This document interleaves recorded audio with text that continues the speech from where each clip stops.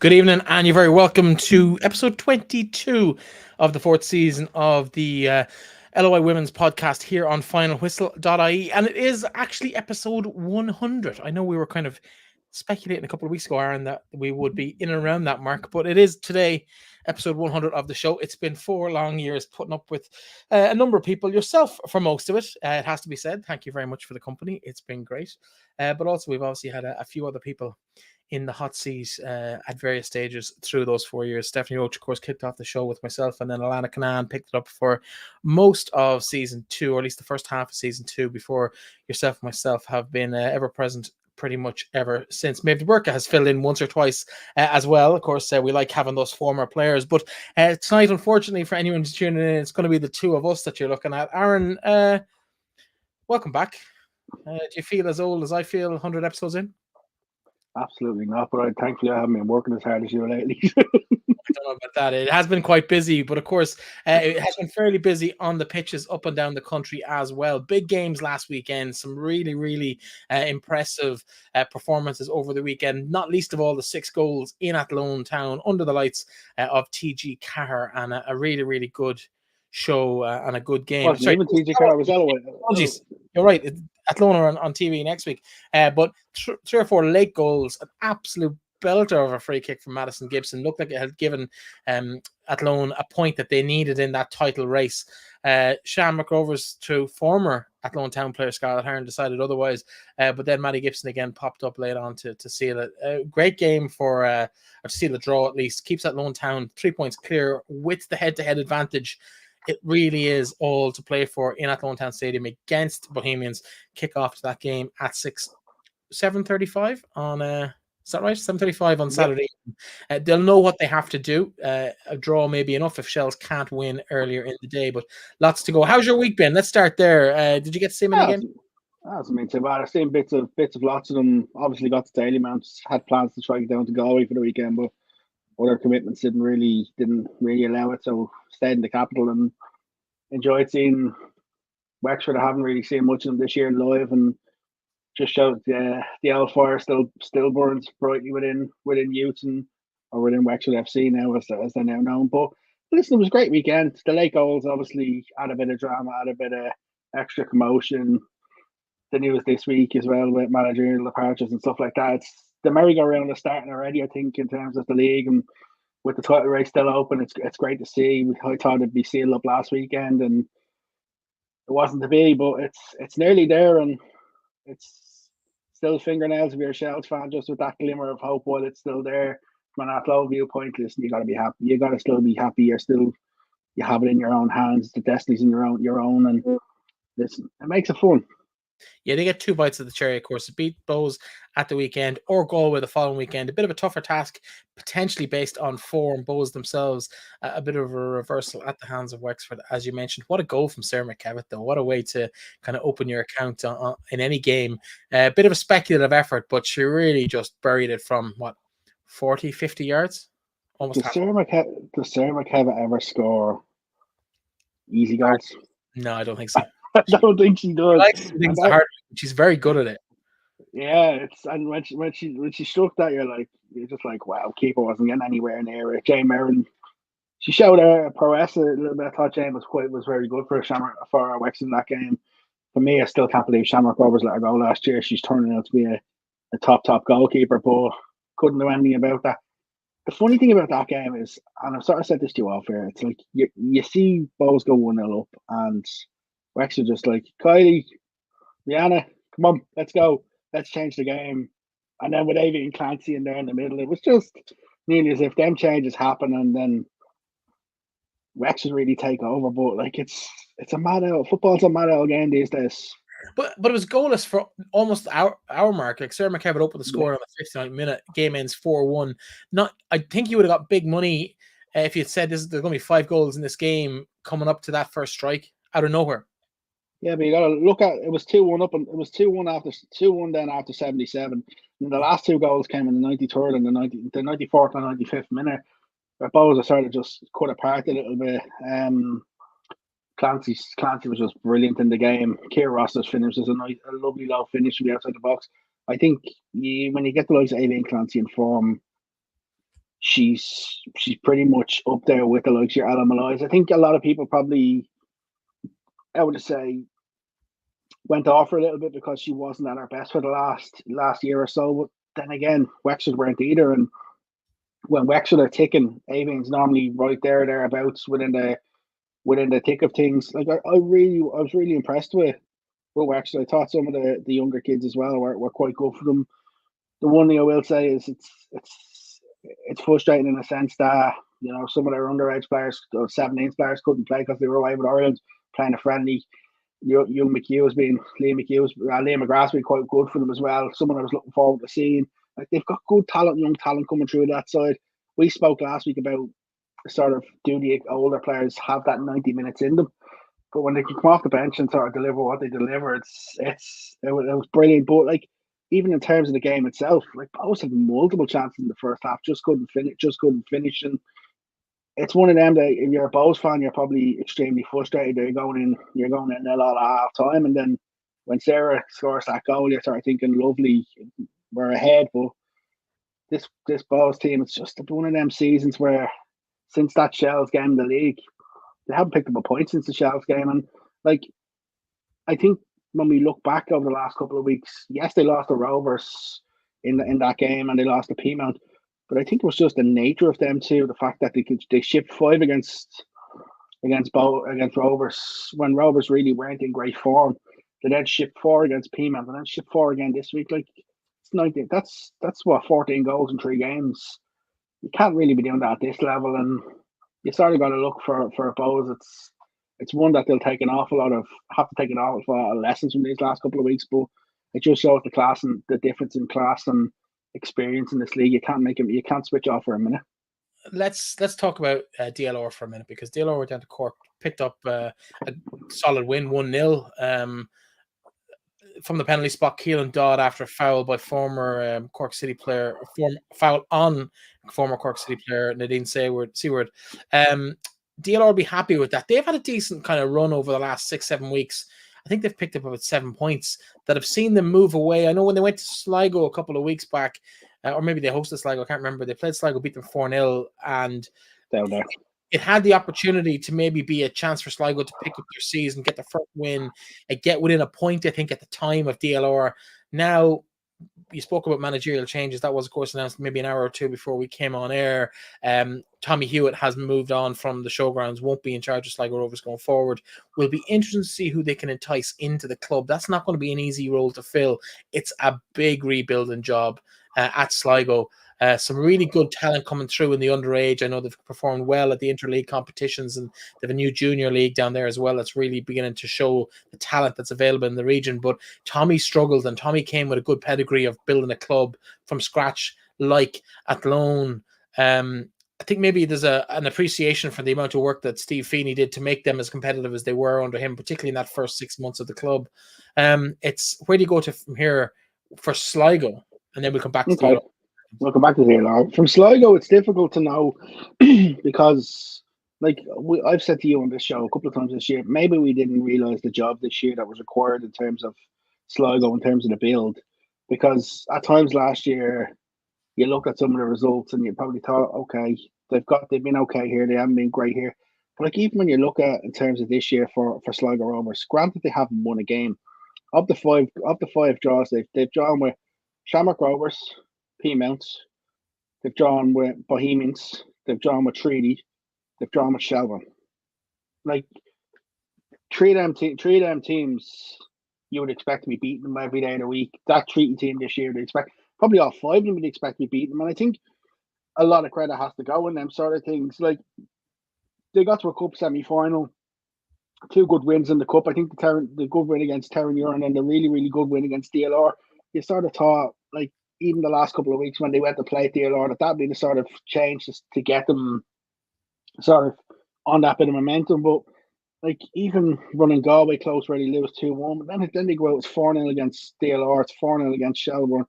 Like come back and bounce back and get a draw against Shamrock Rovers, and granted they only lost the cup semi-final 1-0. Like you'd have to say in them last couple of weeks they've put in some good battles. Yeah, I'd agree with that. I think, and again, to 4-0 reversals in the last month or so in the league. And if you look at the actual record, 38 goals conceded in 18 games. Okay, it's not great, but compared to maybe the bottom side in the league for the last 4 or 5 years, and definitely in the last, since the league was founded in 2011, it's a very impressive. It's about a third that maybe Treaty would have conceded, I think, 3 figures. 2 years ago, it was 150 goals. Yeah, so it's like, it's not terrible.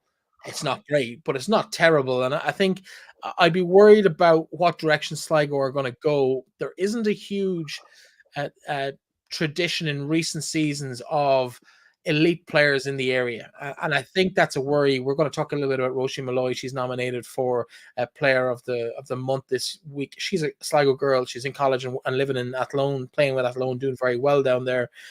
She's a loss, and there are plenty of others when you look around the league. Casey Howe, of course, moved on to Athlone and then on to Nottingham Forest. So there are players that are moving through them, whether it's Gemma McGuinness to Galway and on to Bournemouth. We've seen that it's a well-trodden path from the Northwest. It's very hard to keep those players in the Northwest. Geography is an issue. 100% it's an issue. Work opportunities, opportunities outside of football, social opportunities, relationships tend to pull people away from the Northwest. Even the likes of Emer Lafferty is based in Dublin and training in Sligo. That kind of commitment is huge. You can't do it for a decade. You maybe can do it for a year or two. So that's a big challenge. But there are others for Sligo. I don't know who they're going to get to come in. Living in the area, there's no obvious candidate, and that's a worry. The other problem for me, Breifne, this is something that people haven't. The likes of Muireann Devaney. There's no doubt Galway are going to come in during this off season and try to poach her. And as you say, like, you lose Emma Doherty, you lose play. You just can't. It can't be sustainable, and that's why we've had the conversation over the last year about Sligo in the sense of you need to have something different to offer them, that's to entice them to come, because it's difficult in this league just being, how would you say, reliant on homegrown players or home-based players, because it doesn't work anymore. Like, you look at all the teams in the league, they probably have players from different regions, different geographies, different backgrounds in terms of countries and stuff like that. There's not one team where it would be 11 homegrown players, 11 players that come through the club's academy and stuff like that. And that is a worry for Sligo, and especially as you look at the next couple of years with the likes of Finn Harp's going to eventually want to come into that league as well. And if that's Donegal, that sort of takes another bit of their catchment region from, if as well in the next couple of years we see Longford Town coming in, it's another team within that Midlands, the sort of northwestern region. And it gets more difficult at that stage. And I think that's where Sligo being in the league right now have to have that foothold in it. And it comes back to what is their long-term plan for women's football. And I think, like, you change managers 2 years in a row. Is it going to be a case that if the same thing happens again next year, we're going to see another new manager next year? The lack of continuity then sort of impacts the club as well over a longer period. And the other side of when you look at, like, when Galway were sort of coming through in previous years and having decent enough seasons, their underage teams are very successful.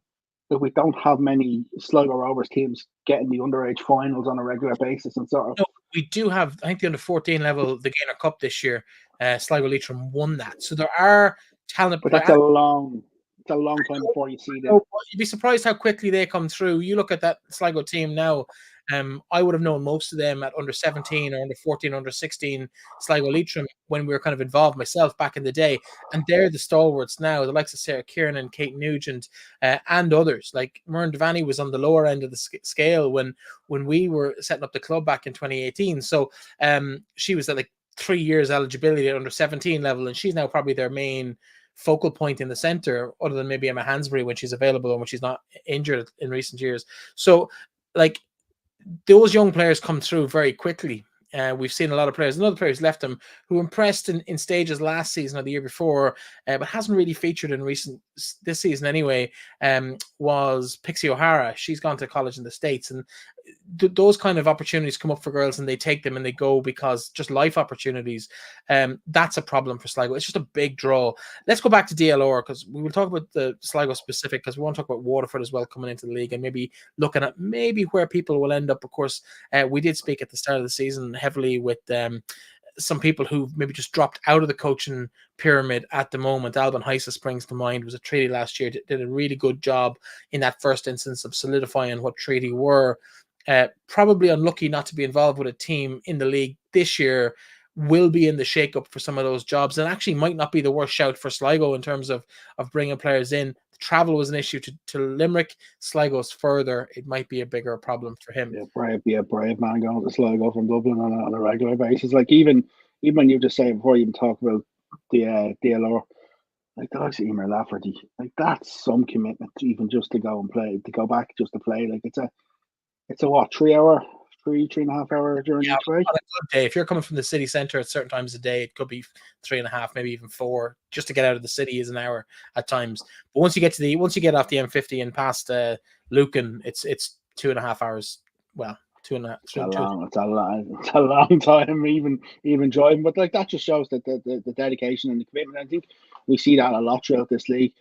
DLR. Let's talk about the last couple of weeks, because they were atrocious in the first half of the year. Let's not color it any other way. They really didn't show up for the first half of the season.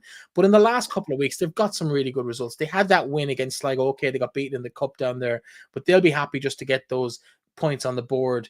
Again, another win against Cork last week. As you said off air, they've only one game left. But they actually, if things go their way and other results went, they could actually finish as high as 7th, or maybe 8th is probably more realistic in terms of the reality. But they travel. I'm not sure who they play this weekend off the top of my head. They're off this weekend. So they've one game, and another win would put them on 19 points for the season. Probably unthinkable 5 games ago.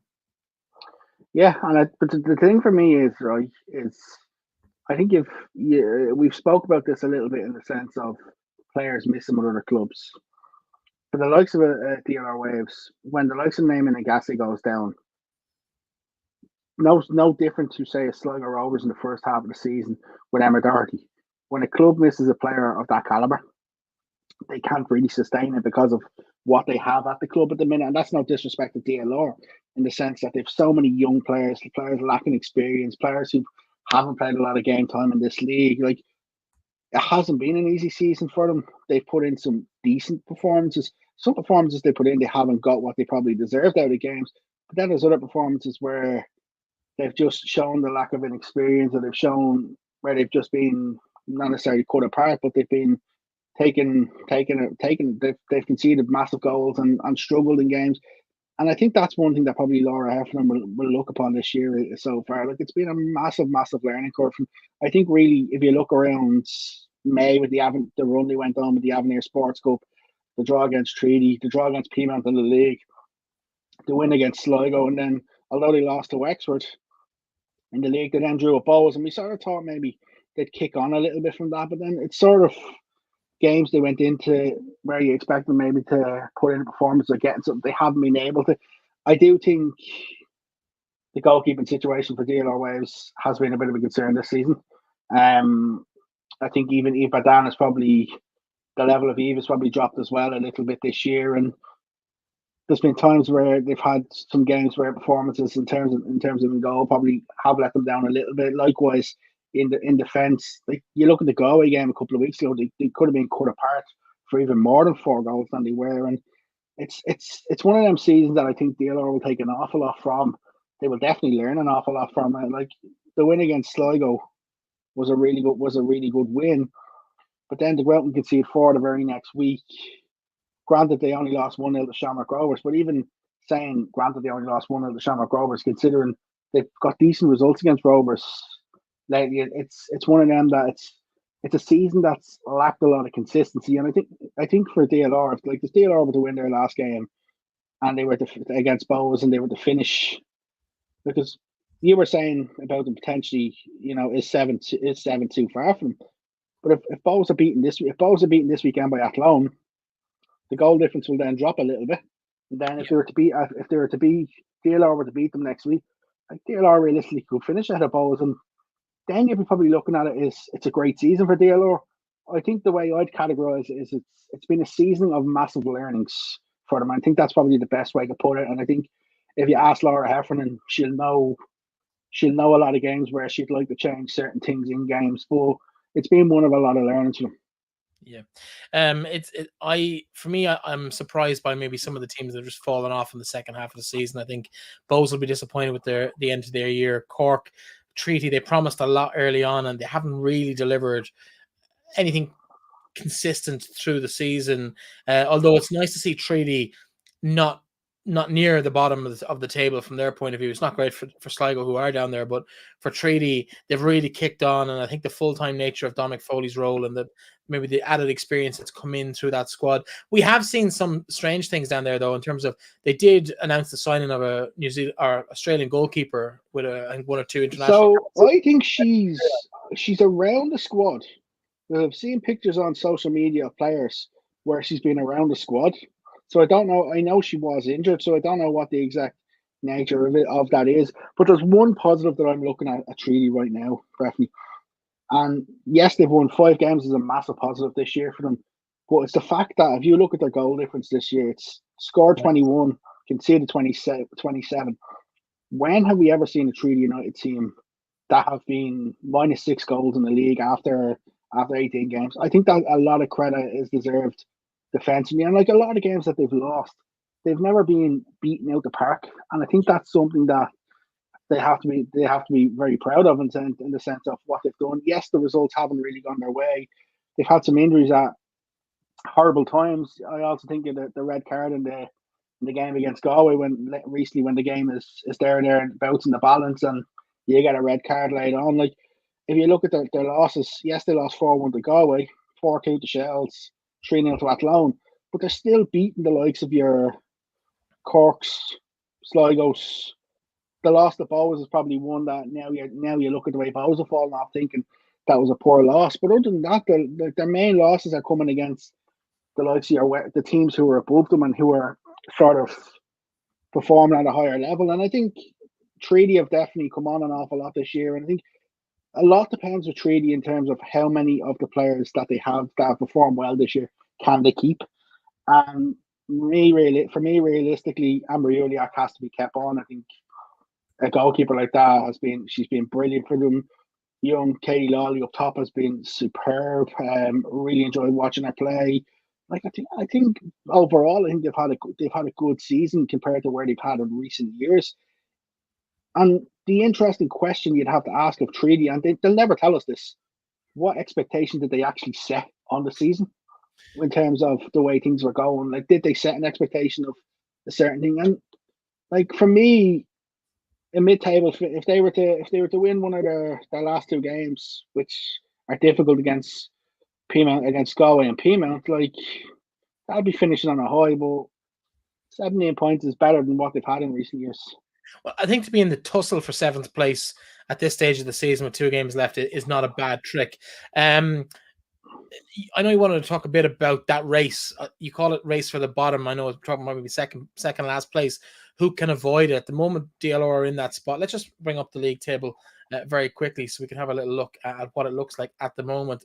At the bottom, we have Sligo Rovers down there on 5 points from their 18 games. Disappointing season by anybody's standards, albeit a slightly higher standard than we've seen from the bottom side in some recent seasons.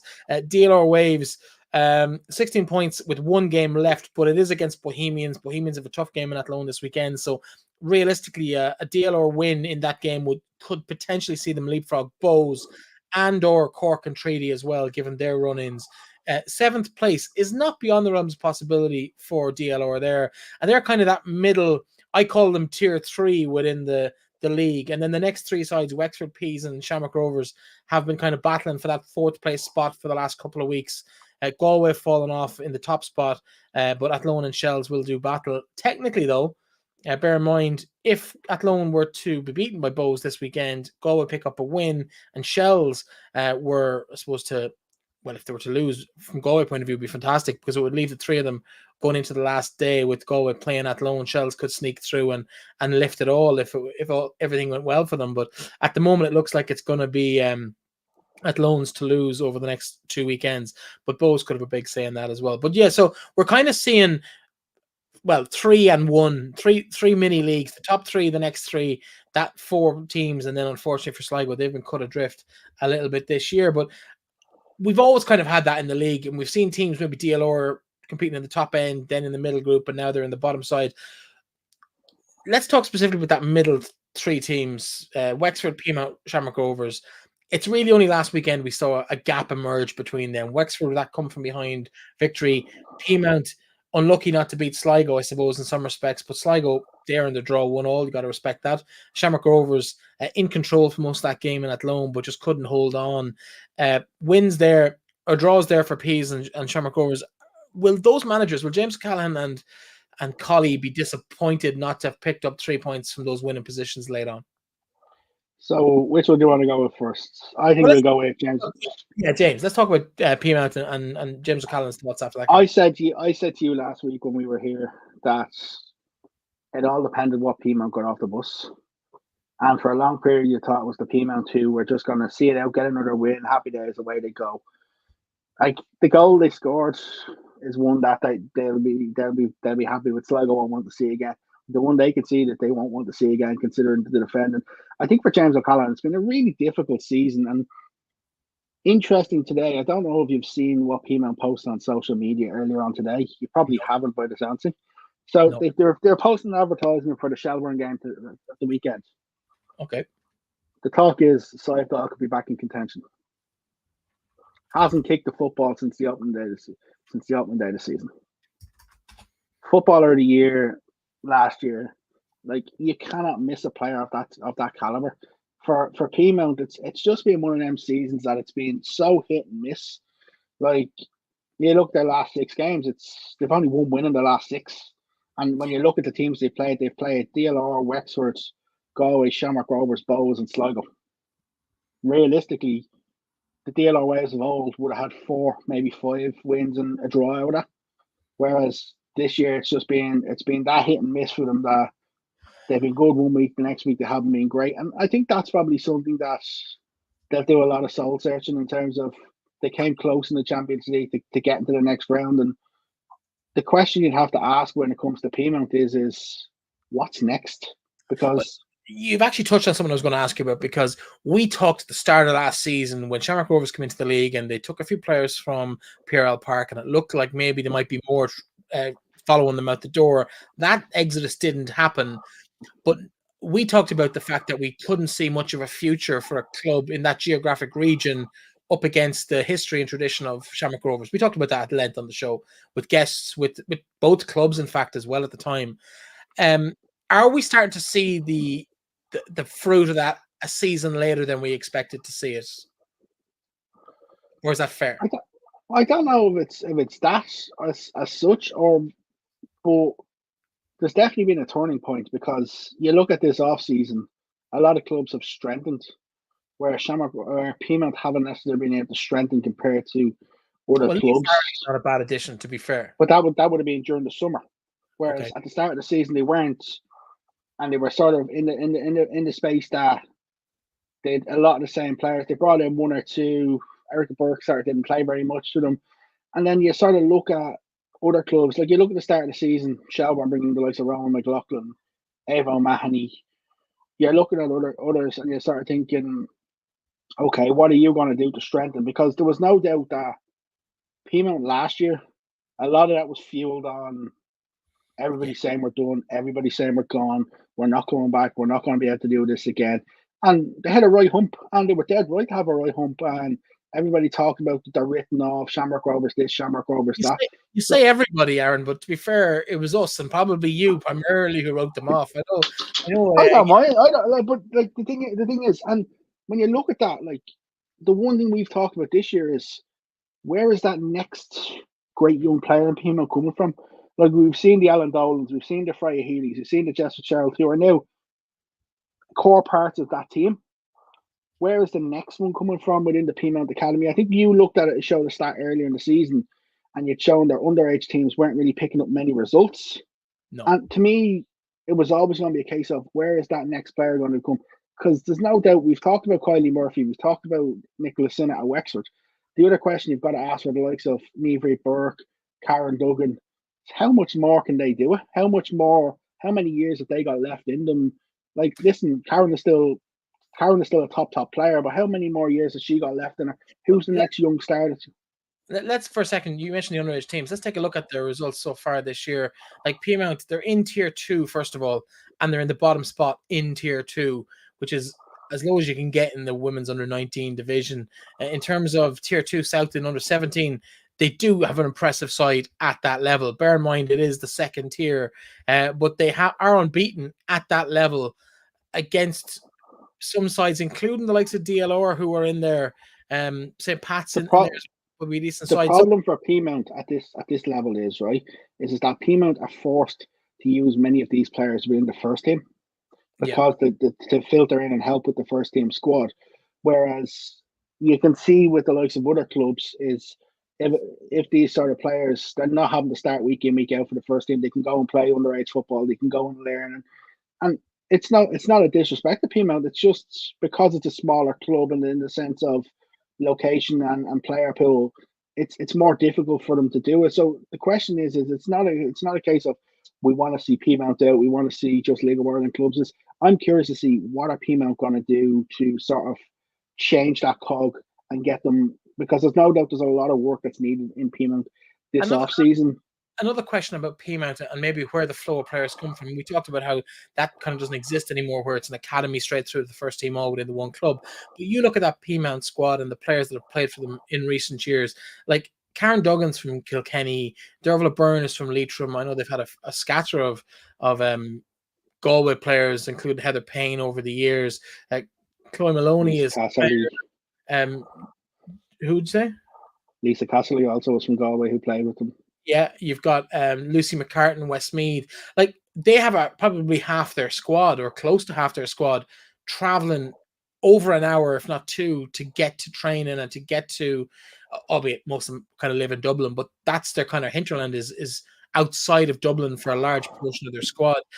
That isn't really as attractive anymore because you have options in Galway, Limerick, Athlone, Sligo, Cork for girls to play at that level. So the legacy of the girls coming to play in Dublin, like and Dervla Byrne is one I know personally, so it's she from the age of 15 or 16 would have been going to Shells a couple of times a week to train. Now a player like that's going to Longford or going to Sligo or Athlone, you don't have those massive commitments anymore, but Peamount also don't hold, or Shells or whoever for that matter, don't have that big massive draw of being the only established club who have good standards. Virtually all the League of Ireland clubs have very high standards when it comes to coaches, facilities, and the treatment of players. So it's a bit of a leveler. Massive. But also something that I've also said to you in recent years is also breaking as well, is the trend of players happy to sit on benches at clubs because their friends are there. Players now know, there's other opportunities for them. I think that's what's important in the sense of the growth of the women's game. It's because all being well, yeah, it's great for me to see the best players in Dublin because I'm based in Dublin, but it's not great for the league. Like you've seen Wexford win a couple of leagues a couple of years ago, was probably a massive step for the women's league, and now Athlone winning the FAI Cup last year, Galway winning the All Ireland Cup 2 years in a row. Athlone are close to winning their first ever senior title. Don't want to say that because we've seen what's happened a couple of years ago. But like we're seeing that sort of thing now, and it's I know you can see the laugh in your face. I wasn't going to mention it. You mention it every week. What are you talking about, Aaron? But like for me, the thing is the geographical pull isn't there because it doesn't. It used to be, if you're in Peamount or you're in these squads, you get into Ireland squads. Where that's gone, and I think that's important. And we'll see more and more of players from different regions. And like even you look at the underage squads, there's so many different clubs represented now, and I think that's a massive step in the right direction. And like it'll be interesting to see the next couple of years because as more clubs start to invest more in the women's game, like we've seen even Galway this year when we spoke with Galway, like they've invested a lot of stuff off the field to help the players and help support the players, and there's no doubt they're getting a big payoff from it. Yeah, 35 minutes into the show, we still haven't even talked about the top of the table clash last weekend in Eamonn Deacy Park. Galway United beaten 1-0 by Shelbourne. Slight suspicions, you can't really confirm or deny suspicions from the footage of TG Carr. We did try before the game to kind of analyze it, but you just can't tell the location of Trace Knievy in particular on the field for the Shelbourne goal. It looks like she may have played her onside. I think Christy Gray, who broke through and had a shot. Great save from Jessica Berlin, and then a bit of a defensive wobble ends up with Kate Mooney probably having one of the easier tap-ins, not quite tap-in, but finish at least from close range that she'll have in her career. But it's enough to keep Shells back in the title race, and they'll be really happy. Owen Weirn will be happy with how his side have reacted to the last couple of weeks. They're on a pretty good run of form at the moment. Do you know what? Before we even talk about that game, I'd say if you look back to them, the one thing they're probably saying now is that Bohemians result. How costly that draw against Bohemians looks upon it, because if you look at the 3 points behind now with 2 games to go, they'd have won that Bows game. They're only a point behind with 2 games to go. Things are slightly different, but it was a good win from Shells. They've had a lot of success in Galway in the last couple of years. Really good performance down there in the FAI Cup. Probably could have won by more, if I'm being honest with you.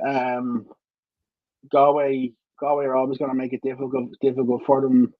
I think from a Galway viewpoint, the goal they conceded, they'd be really disappointed with the fact that Mooney's able to finish that from there. Good to see a good crowd there as well, over 1,200 in Eamonn Deacy Park. I know Galway done an initiative with free tickets up until the Friday to try and entice fans to come in. I think that worked well for them.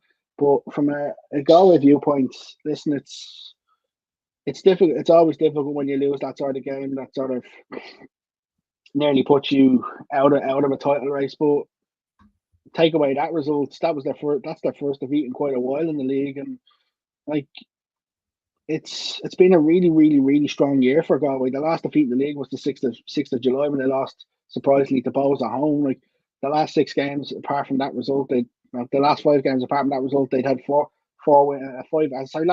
wins and 1 draw in the last 6. Like that's title winning form from Galway, but it just happens to be that 2 teams in Athlone and Shells are just getting them wins and getting over the line. I think from a Shells viewpoint, I sort of wasn't sure whether Kate Mooney was the signing for them, in the sense that she'd done well at Peamount, but she'd never really done well when she's given an opportunity in Shells in recent years. And could she score the sort of goals that Shelbourne need? I really think that time with Lewis and the time with Hearts has brought Kate on another level. I think Kate has been very, very, very good for Shelbourne since she's come back in the window. And once she got fit, she took her time, not risking things, coming back with a bit of a niggle. But she's just scoring goals for fun now, and she's having a lot of fun. And she's that sort of striker the Shells have cried out for a long time, and it was a vital goal. We talked about how this year was going to be we felt it was going to be closer between all the teams. Would be a smaller margin of points between them. But as we look into this, I know Peamount had a really big number last year, 52 points they finished the league on. None of the teams can get to that this season, but we could see 2 get very, very close to it. That really hasn't materialized. Athlone, like Shells would be annoyed if they don't win the league, given they've only lost 1 game so far and only conceded 8 goals in 18 games. Like that should be league winning. But the other side of it from the Shells viewpoint is Bows, Wexford, Shamrock Rovers, Athlone, and Sligo Rovers. Some of them draws should not have been draws. Yeah. The Sligo Rovers game at the start of the season, Sligo defended for their life. Probably Shells should have scored 3 or 4 in that game. Tommy Hewitt was delighted after that. You look at the Athlone and Shamrock Rovers back-to-back draws. Like even when it comes to Shells, like it wasn't really up until midway point of the season that they started to score more goals on teams. It was more a lot of 1-0 wins. They were scoring the odd game. Like up until recently, I was looking at Shells and they were averaging 2 goals a game.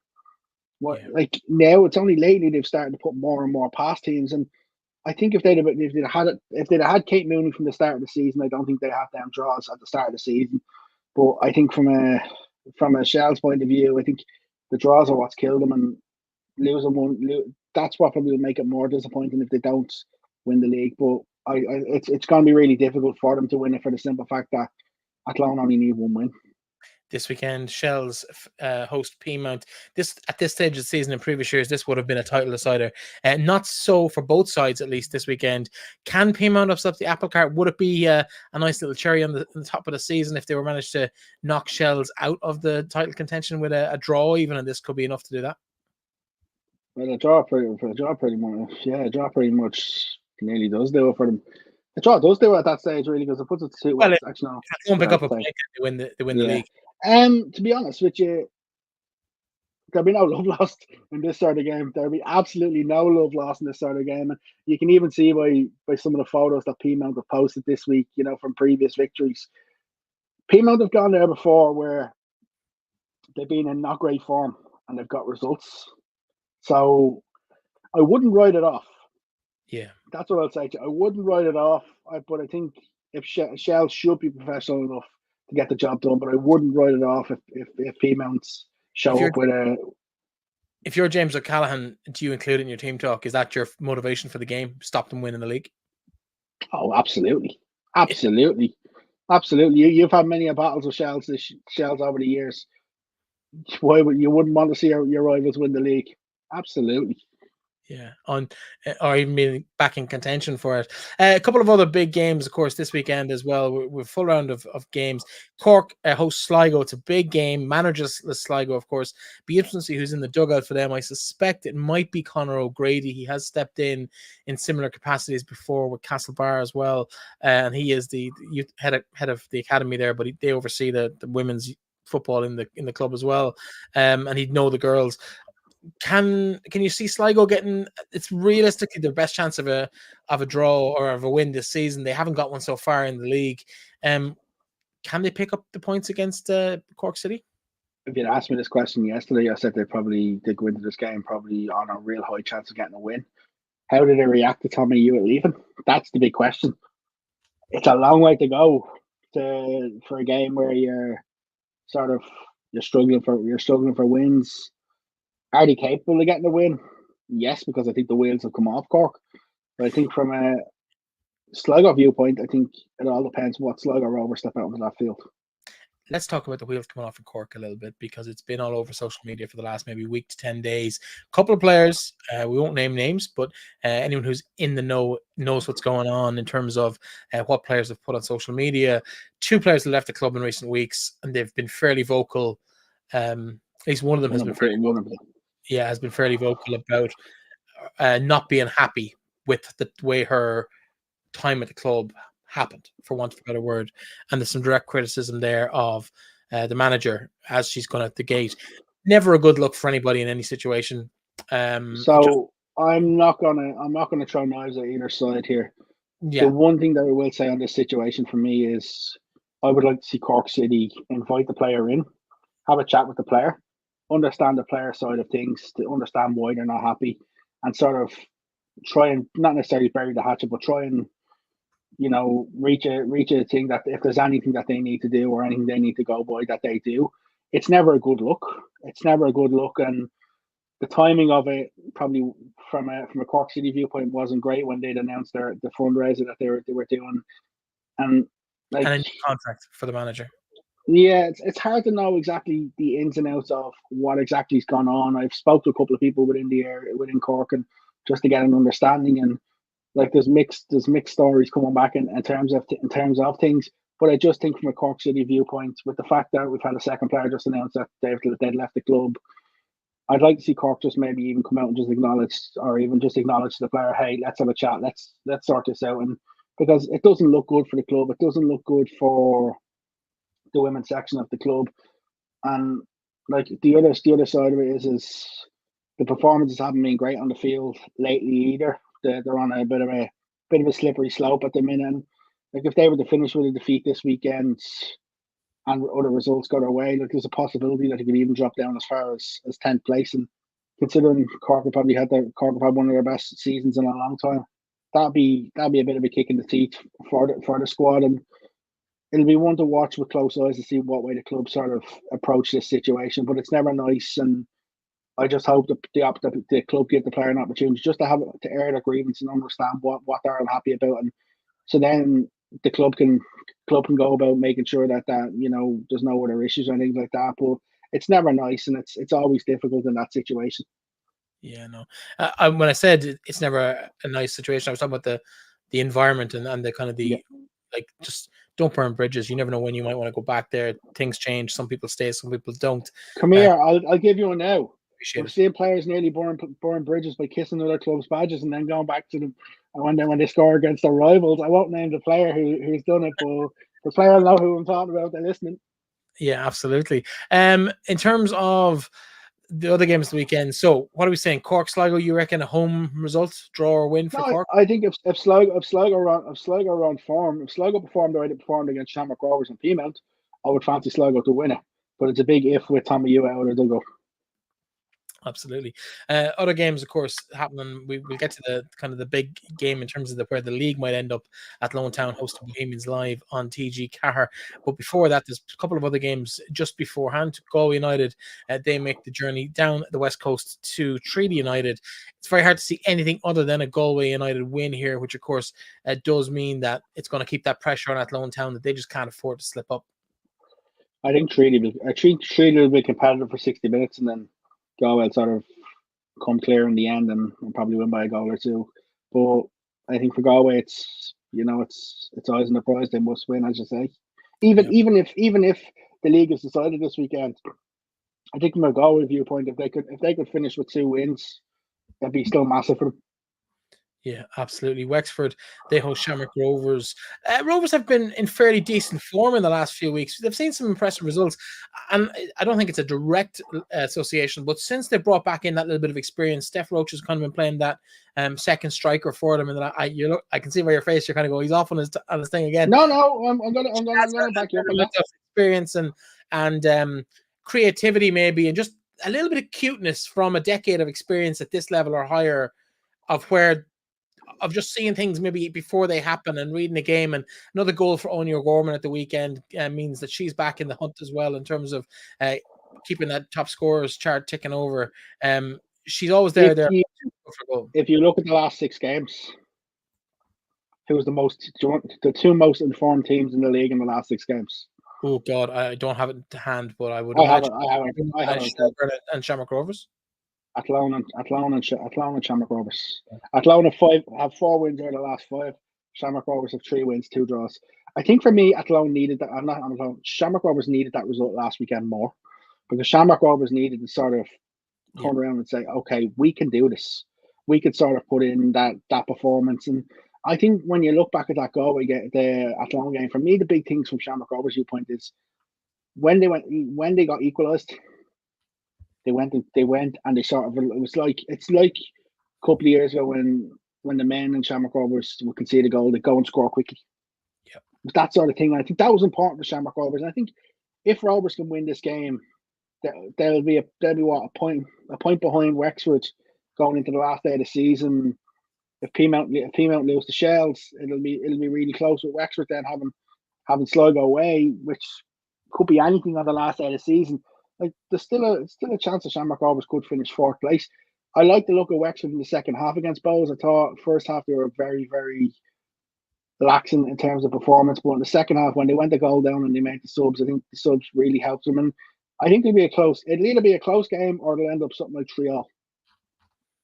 Well, like last week, yeah, but 3-3 is a close game. I hate to break it to you, Aaron. Just going back to the records here, I can see in the last 11 games in the league only, and bear in mind they got to the Avenir Sports Cup final as well.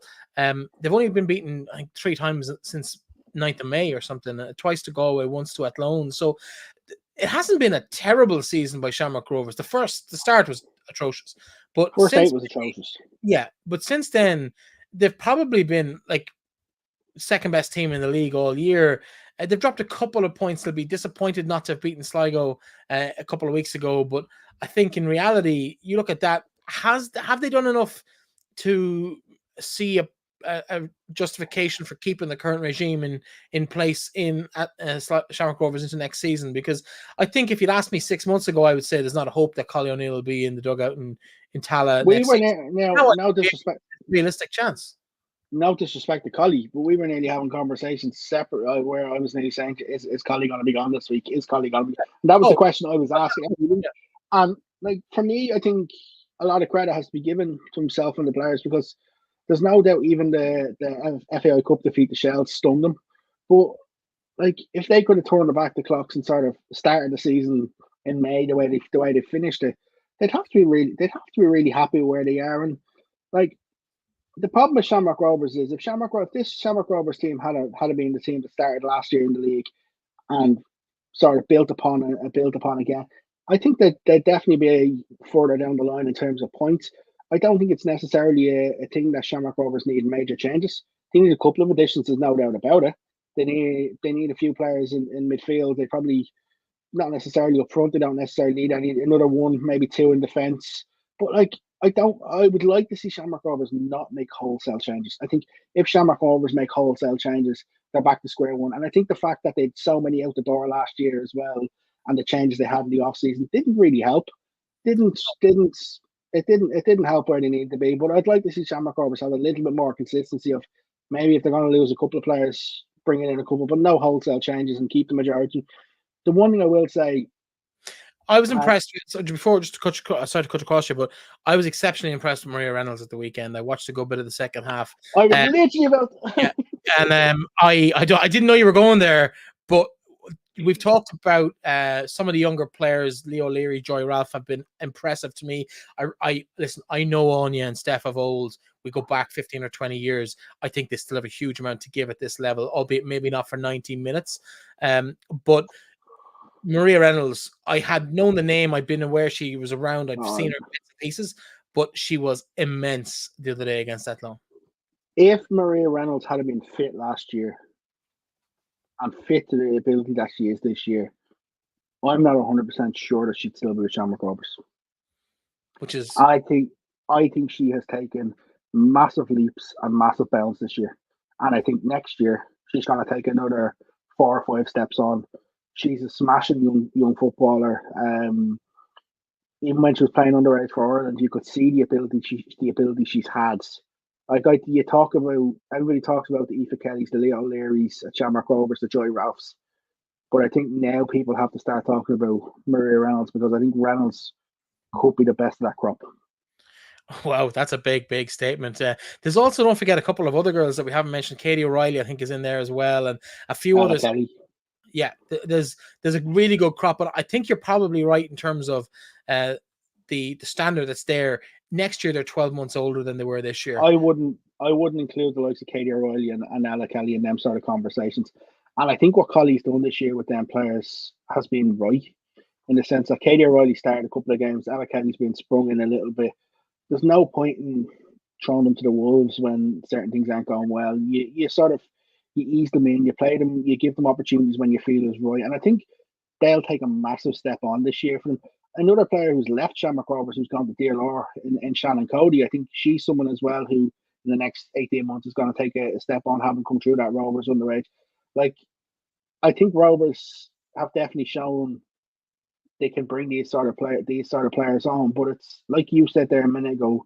I don't think Steph and Anya probably have 90 minutes in them every game, but it's you use the likes of them players to bring these next generation on, to bring these other players on, and then you sprinkle in some others to give a little bit of extra support. But the thing is, the one thing I've seen in recent weeks, and I sort of questioned it a little bit with you in terms of the hunger.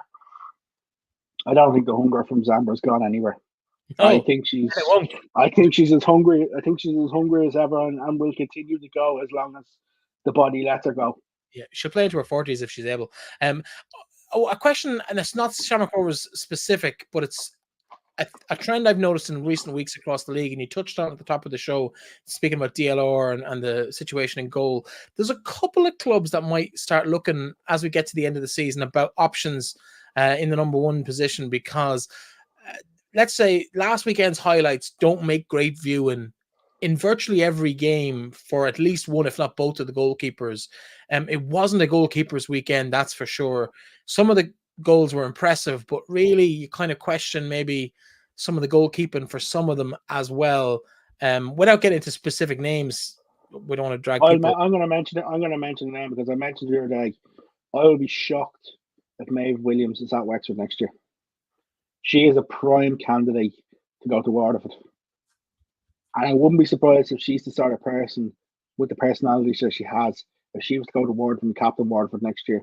Like, you talk about goalkeepers. Yes, I think there are some really good goalkeepers in the league, but it wasn't the greatest of weekends for goalkeepers. And they've had some really, really impressive weekends. I thought Jane Merrin had some really, really good moments in that Bohs game. But overall, I don't think it was the greatest of weekend for keepers.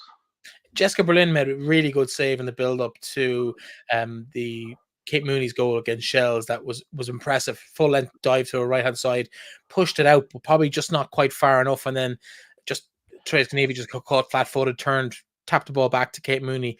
Very little else she could really do in terms of the reflex responses to it. So you can't really hold them responsible. It's just one of those goals that happens. But I just felt, other than Jessica, I didn't see anyone that stood out to me as having a fantastic day. I know you talked about Jane Murren off air as well, but everyone else just like players that are solid week in, week out just didn't cover themselves in glory at the weekend. No, it wasn't the greatest of weekends for goalkeepers. Well, but then again, the best thing, players coming through the league, and you look at the, like we've talked, you mentioned Maeve Williams. I really rate her as well, but there's such a flow of talent in Wexford at the moment. I think they signed 4 first choice keepers at the start of the season. Claudia and Keenan went to Bohs mid-season. Yeah, but there are players on the bench. We've seen Amber Hardy not getting in the Sligo team. I don't know whether she's injured or not at the moment. I don't know, but she actually pulled out. She was due to start the cup semi-final against Athlone Town and pulled out the warm-up injured. But every club now really does have a solid backup goalkeeper. I don't think there's a club that I can think of that doesn't have 2 goalkeepers who genuinely could start the game. Shelbourne. Okay, yeah. They've only got a youngster and on the underside. Now listen, 17th keepers, not the underage keepers aren't bad, but the problem is they haven't played at senior level yet. And but like the thing for me is just on that, and this is what I liked in the sense of with Katie Keane going to Athlone. Katie Keane would have been told you're not going to get the Ireland squads if you don't go and play regular football, and she's taken that opportunity and just excelled. Like even Jane Murren has sort of ended that merry-go-round at Wexford, where we used to see different goalkeepers in nearly every week. She's ended that. Like there is some really good goalkeepers in the league, and the question you'd say is, are the next generation going to be better? Potentially. But a lot of that comes down to what you said earlier in terms of there's better coaching structures now for these younger keepers coming through. 100%. That's pretty much it for this week. We did have one. We wanted to talk about Waterford. We've kind of touched on it with a few bits and pieces. Do you want a minute on that and what you think is going to happen down there next week? I'm curious to see what's going to happen down there with managerials. Obviously, everybody probably thought Jess Lawton was going to get the job. They put it out to tender today. Be interested to see who does apply. I was talking to somebody off air today, and I sort of said, if Gary Hunt was to potentially leave Cove Ramblers, he'd be the ideal sort of candidate. But is he going to leave? That's a difficult one there. Probably not. I'd like to Brian O'Sullivan could be an option. You're then talking about the likes of your Tommy Hewitt. Does he see that as an insightful project? I think it's going to be interesting to see what way they go with their first appointment, because I think that'll tell us an awful lot in terms of how they're going to drive the women's section of Waterford on the next couple of years. Yeah, interesting times ahead. Of course, Waterford not always a bit of a scandal involved down there anyway in the last few years. From over they've had plenty of colourful characters involved. Let's see who is the next colourful character to come out of Waterford over the course of the next few weeks as that process goes on. But exciting times for that whole region.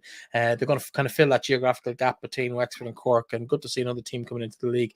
I'd love to see a second division. I'd love to see all of those League of Ireland sides that don't have a women's team in the league at the moment being put into a second tier, maybe with and again, I don't disrespect to these teams, but those 5 teams at the bottom of the league at the moment, Bohs, Cork, Treaty, DLO, or Sligo, or whoever occupies that kind of space when that second division comes on stream. I'd like to see maybe 2 divisions of, I don't know, 8 maybe down the line. I think it could be a really, really competitive situation for everybody and benefit the teams that are currently at the bottom of the table as well. That's it for the week. Head on the block. Will Athlone lift the title this week, or will we be pushing to the final week? It'd be a massive shock if they don't. Really, unless Shells mess up. But no, well, technically they win it this weekend because of the head-to-head. They win and they're champions. Yeah, it's very hard to see anything past Athlone beating Bohs. Yeah, it is. We'll see. Listen, we will chat to you next week. Maybe we'll have league title decided. Maybe we'll have another week to wait. Aaron, thanks as always. We will be back again next week. Talk to you soon.